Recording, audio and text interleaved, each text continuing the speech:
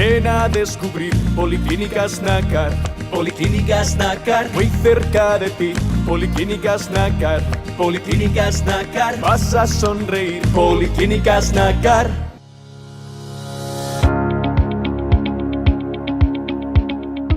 Más del 70% de la población española padece bruxismo.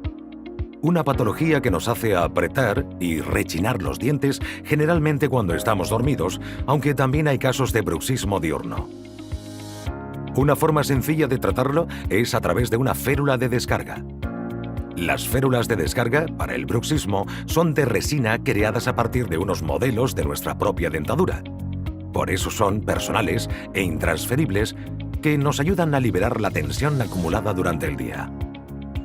Se usan mientras dormimos y están fabricadas con resinas 100% seguras para nuestro organismo.